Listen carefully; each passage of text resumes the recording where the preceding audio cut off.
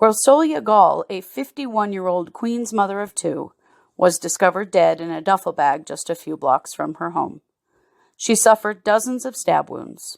Her former lover, David Bonola, has been arrested for the murder.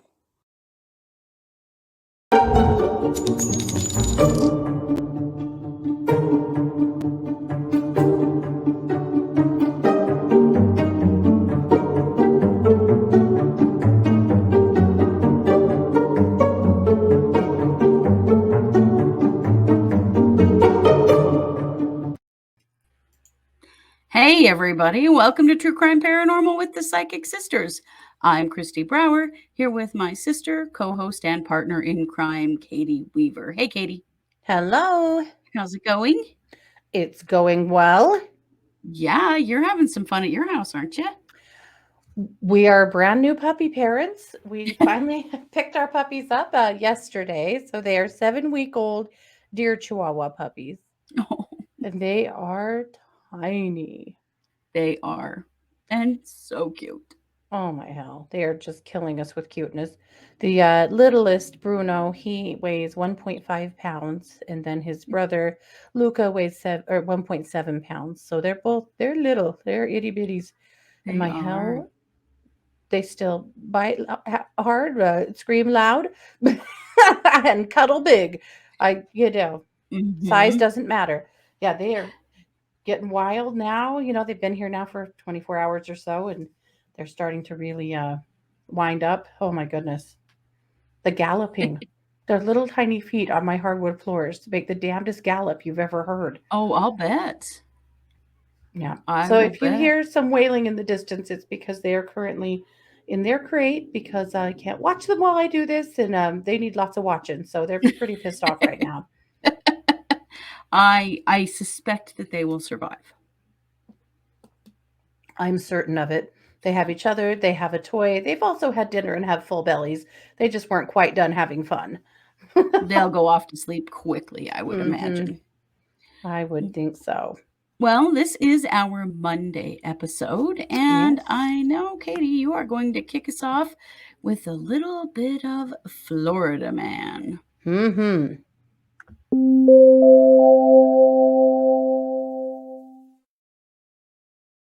And to be fair, it's not even really Florida Man. It's Florida Woman. But Florida Man just has kind of become a bit of a brand. It has. Well, this Florida woman was getting married. She's the one on the left. The one on the right is her caterer. Mm. Danya is the bride, and Danya Glennie, and her caterer's name is Joycelyn Bryant. Well, it seems that Danya and Joycelyn were thinking about the menu for the wedding.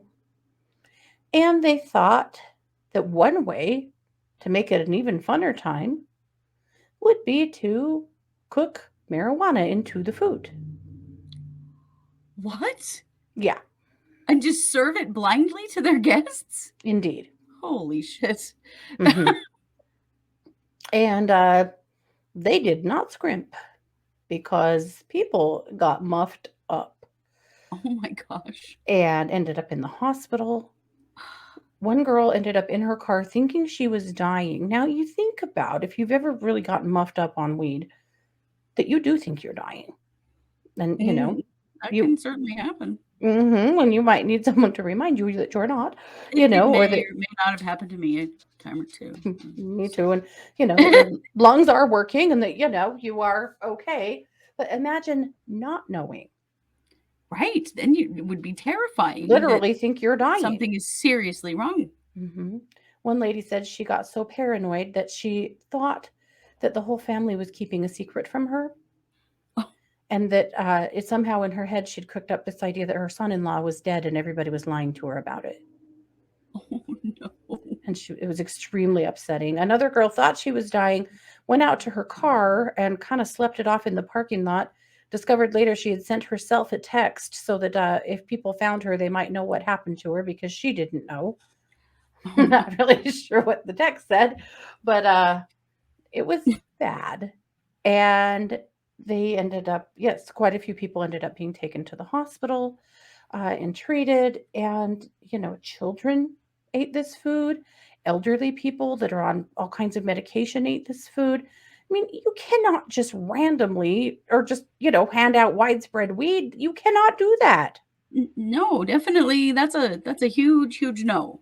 Yeah, it's crazy to think that anyone thought this was a good idea.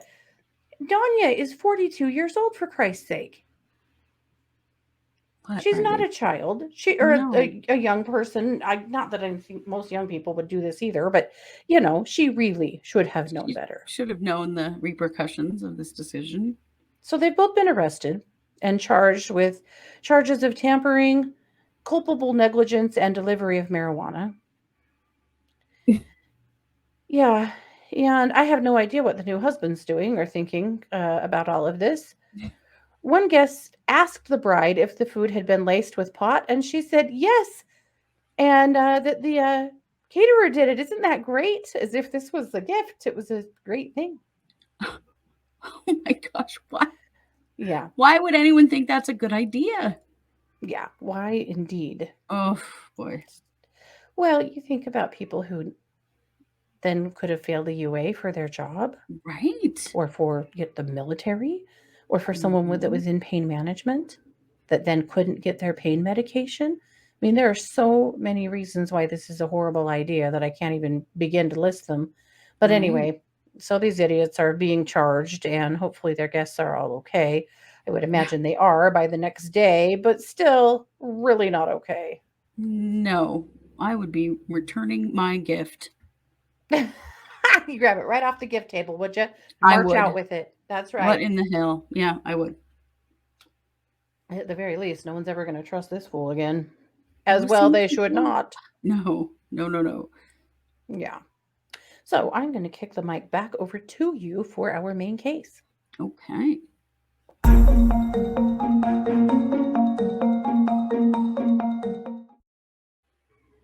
Today's main case is the murder of Orsolya Gaal. And if any of you have been paying attention to the news at all in the last week and a half or so, you know who I am talking about. Orsolya is the woman who was found dead in a duffel bag a few blocks from her home. There was a trail of blood leading to her home. A man walking his dogs discovered the duffel bag and called the police. The dogs Mm-hmm. and the police followed the trail back to her home. She was stabbed about 55 times Oh, and left in a duffel bag on the street. oh my God. Well, a lot of information is rolling out now about what's happened, beginning with the arrest of a man named David Bonola. David initially was known as a handyman around Orsolya's house. Mm-hmm. And the police had actually been looking for him for a few days to question him when he walked up to the police near Orsolya's house and said, "I think you're looking for me."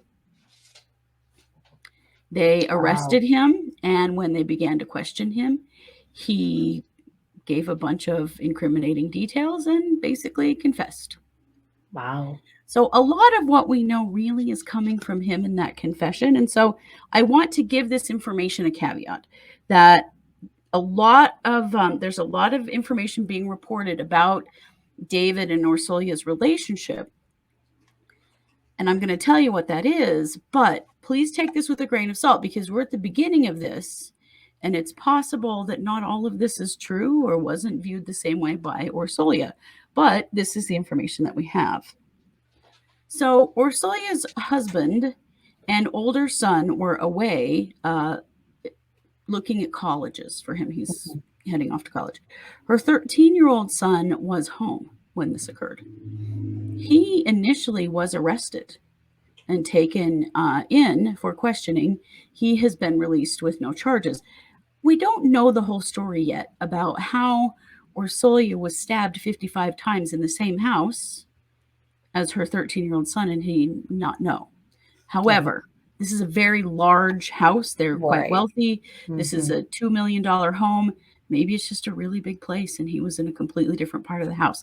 Not 100% sure on that, but Well, and if he was a gamer and he had headphones on and he was right. gaming all night And and this all was in the that middle of the jazz. night. This happened at like Yeah. 12:30 at night, 12:30 a.m.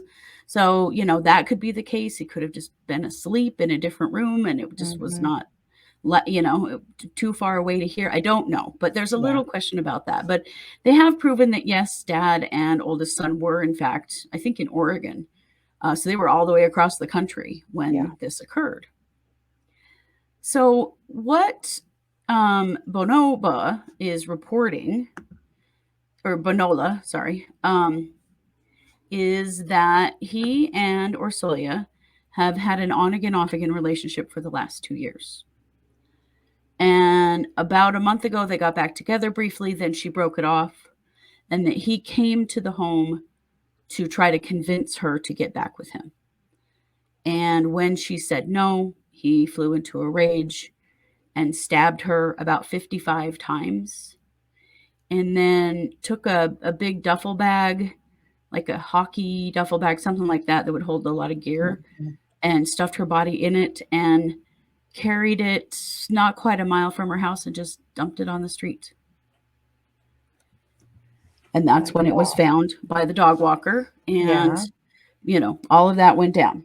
Mhm. So police had been looking for him because there was a note on the refrigerator that said, get a handyman. And then somehow they knew that he was, Mhm. in fact, the handyman. Mhm. Um, so let me tell you a little bit about him because, there are a lot of questions about what the hell. Mhm. So he is fairly well known in his community as a pretty creepy dude. Oh. He is estranged from his wife and he has 2 children of his own. He'd been working as a handyman, but he was known in his community to go into his local Starbucks and hit on the baristas. Mm. He would leave them creepy love notes in their tip jar, Ew. and he would make up little songs about them and just come on to them and make them uncomfortable every time he was in there. Mhm. Um, the police had been called on him several times there, but he was always gone by the time they got there, so they'd never actually done anything about it. But he actually proposed to 2 different baristas in that Starbucks For God's sake. by passing them a note with a piece of jewelry attached to it. And he The was in that. hell? Yeah, and just very strange. He was in that Starbucks several times a week Mhm. and always made people feel uncomfortable in there. He also asked them a lot of personal questions. He wanted to know how old they were, their Oh, birthdays, I'm where they sure. lived, where they went Mhm. to school. Really upset them. Mhm. But they were never able to uh, get the police there in time to do anything about him. Mhm. He made other customers in that Starbucks uncomfortable as well, and was just kind of known in the community Yeah. as a creepy dude. Yeah. So, one of the things that happened with the police is when they found his home where he lived, they were sort of waiting around outside, waiting for the trash truck to pick up his trash. And as soon as they did, as soon as that happened, then they were able to take his trash away. And so they did take a bunch of his trash, including a pair of boots that were covered in blood. Oh, wow. So they have some physical evidence of things that he had thrown away. Mhm. They also know that since 2020, he has been commenting and liking uh, Orsolya's Facebook posts. Another thing that happened right after she was killed is that a text message was sent to her husband from her phone. claiming that the rest of her family was next, basically. Wow. So this was kind of, a little bit of a setup on his part to maybe to shift attention away Yeah. from him, and that maybe, it would be somebody that was threatening Right. their family. Hmm. So he's now charged with second-degree murder and criminal possession of a weapon and tampering with evidence Mm-hmm. so far. And they do have him, in interview giving information and Yeah. and at least a partial confession. So they're pretty sure that this is in fact who killed her. Yeah. But boy, there's a lot of stuff coming out now, that supposedly there was an intimate relationship here and that he killed her because she wouldn't get back with him. Now, we're going to have to wait and watch that roll out a bit because we don't know Right. for sure he's saying that. Maybe Right. they have some information from their cell phones at this point, but it's really early days in this investigation. But it's pretty clear that he's the guy. But considering that he was making a lot of unwanted advances on women at Starbucks and stuff, is it possible that he dreamed all this up in his head and there was never a relationship? Right. See that there's some question there. I have questions Yeah. there too. Did she just see him as their handyman? We don't know. He showed up there trying to, pull some moves on her, and she yet again shut him down, and it pissed him off. I don't know. I think it's wise to, take it all with a grain of salt and just kind of wait and see. Yeah, But because nevertheless, what a horrifying crime. it's terrifying. It's absolutely terrifying. And, I can't find anything that says that information is coming from anywhere other than him about their relationship. So we'll keep an eye on that because I want to see, is that actually really true? Was she Yeah. having an affair with him, or is that what he wants everyone to think? Right. Yeah. Interesting. So, Interesting. And if it's not true, what a mhm, terrible thing to do to hurt husband and family. right, right, Yeah.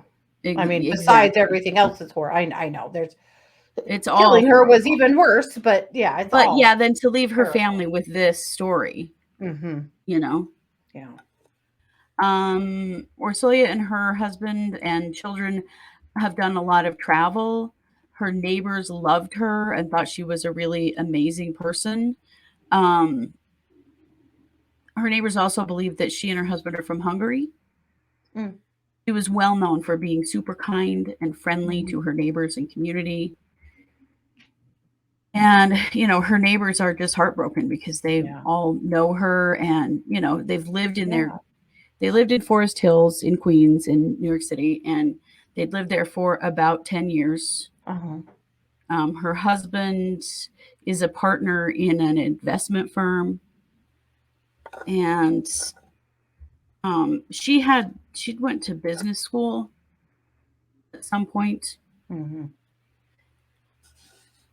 But yeah, it's very sad. The whole thing is Yeah. horrifying. And to find this is the second time in a month, maybe, Right? that Yeah. a body has been found on the street, just dumped on the street. Mm-hmm. Because we had, Mm. the The Harvey. the serial killer Mm-hmm. who'd already done prison time for 2 murders, who's now Yeah. back in jail for another, who had left body parts laying out in the street. I mean, Yeah. that's pretty horrifying. That is unbelievable to imagine that just happening.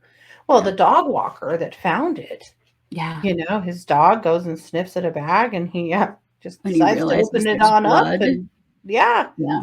there's a body inside. And then the dog actually led them I'm not along sure that that he blood did trail. open it. He found blood, and so he called the police. Oh, my understanding was that he did open it. Oh, okay. I have not seen that in any of my research, but this is certainly possible. Okay, I well, think this if came I from a found it, TikTok, so take it with a grain of there salt. you go. I saw a TikTok that said that he opened it and saw that there was a body there, and that the dog actually led the police all the way back down the blood trail to her house. Yeah, because there was blood leaking from the bag the whole way. Mm-hmm. I Yeah. think if I found a bloody duffel bag on the street, I would definitely not open it. Yeah, no. I would just real quick call 911. Like, Mm-hmm. Mm-hmm. if I was faced with that, I'm quite sure I would not touch the bag. But It's like those kids that found the suitcases on the beach and opened them up and they were full of body parts. yeah, Yeah. That's now going to become a phobia. right? Because Ugh, especially in New York. yeah, no kidding. Well, because it's happened a couple of times recently. Yeah. So we will keep an eye on this case. I feel like Mm-hmm. there's a lot more information to roll out. And, obviously it's good that they have picked him up so quickly. Mm-hmm. But, it does beg the question, is this the first time he's done something like this because of his Definitely. behavior Yeah. in his community that has really creeped people out? Mm-hmm. Are there other crimes out there that could be attributed to this person? It does make you wonder. It absolutely does. It's a good question, and we'll see because they're certainly going to end up with his DNA on file now. Oh, they most definitely will, and it is very, I just think we need to keep an eye on this guy because clearly Mm-hmm. he's got a pattern of Yeah. being super creepy, and Mm-hmm. I'm very glad he's off the street. But I'm so sorry for Yeah. Orsolya Gaal's family, her children, her husband, her community. This is a Yeah. huge loss. For Yeah. sure. So we will continue to update that in our Wednesday night case updates as we know Yes. more. So, Katie, I hear you have a little bit of WTF news for us. Oh.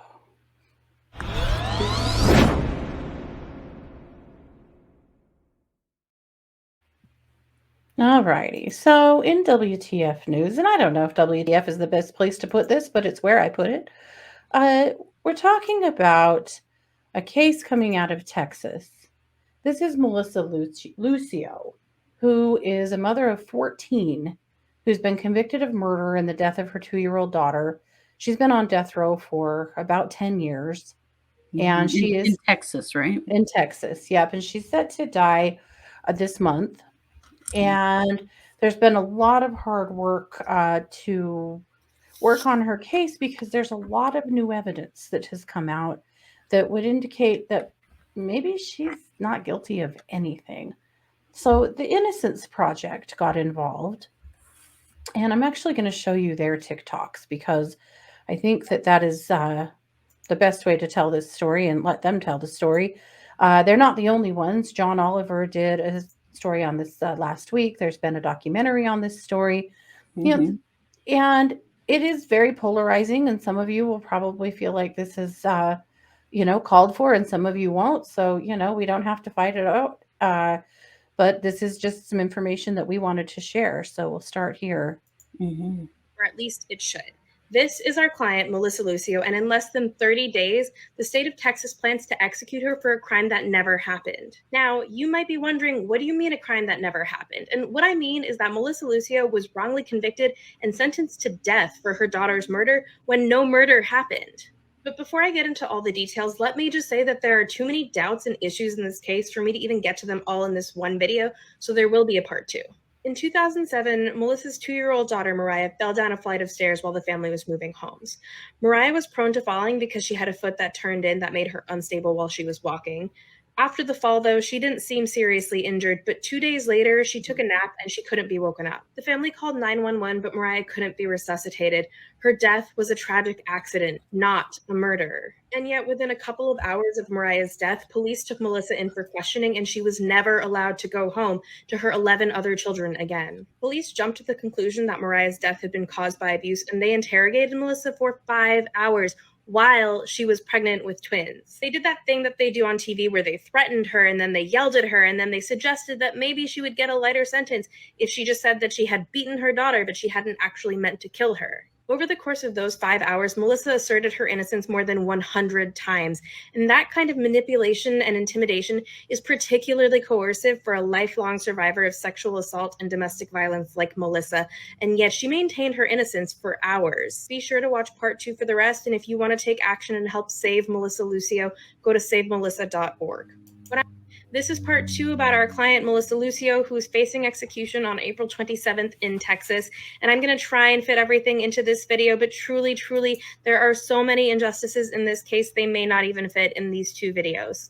So after hours of coercive interrogation, during which officers described to Melissa how they thought she had abused her daughter, it became clear to Melissa that they weren't going to let her go unless they heard what they wanted to hear. So she finally gave in to their relentless pressure and manipulation and repeated the descriptions of abuse back to them and said, "I guess I did it," in reference to some of Mariah's injuries. But she never said she killed her daughter, because she didn't. It would be a huge stretch to call what she said a confession, but that's what police did. Then 2 of the officers who interrogated Melissa were present at Mariah's autopsy, and because they said she had confessed, there wasn't really any meaningful investigation into Mariah's cause of death, including her extensive health history. And then this false and misleading evidence was presented at her trial. But you know what wasn't presented at her trial? Evidence that supported the argument that Melissa abused any of her children. Several judges who have reviewed Melissa's case have now said that she had an unfair trial. And the district attorney who pursued the death penalty in her case is now serving a 13-year federal sentence for bribery and extortion.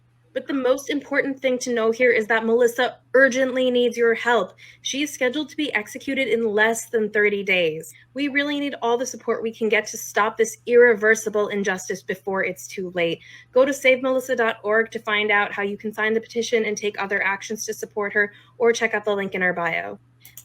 Before we talk about this, I know I said this in part 2, but there are so many injustices in this case that it would take me hours to unpack them all on here. So if you are interested in learning more about Melissa's case and the new evidence that the jury never got to hear, please check out the clemency petition filed by our attorneys. I'll link that in bio.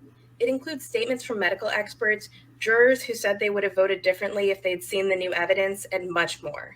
Okay, so let's talk about bite marks. So the medical examiner in Melissa's case said that her daughter Mariah had bite marks on her body, which the medical examiner said were signs of abuse. But the thing is, bite mark analysis has no scientific basis and has been completely debunked since Melissa's trial. Studies have found that even so-called bite mark experts can't agree on whether or not something is or is not a bite mark. So there's no way the medical examiner could have known that those were bite marks. Dozens of people have been wrongly convicted based on bite mark evidence, and those are just the cases we know of. By the way, this type of evidence is so problematic that Texas issued a moratorium on its use in 2016. So bite mark evidence is no longer used in Texas courts because it's not valid. In the clemency petition that was filed by Melissa's attorneys, you'll also find statements from medical experts about the bruises and fracture. At trial, the medical examiner said Mariah had bruises and was recovering from an injury to her arm that she said could only have been caused by abuse. But several experts, including pathologists and a pediatric orthopedic surgeon,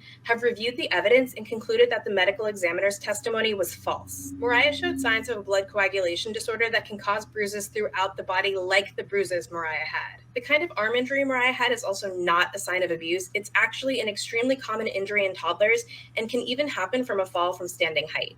For more information, please check out the clemency petition that has already been filed to the Texas Board of Pardons and Paroles and Governor Abbott. It's linked in our bio, and if you want to sign the petition, go to savemelissa.org. Wow. So there you go.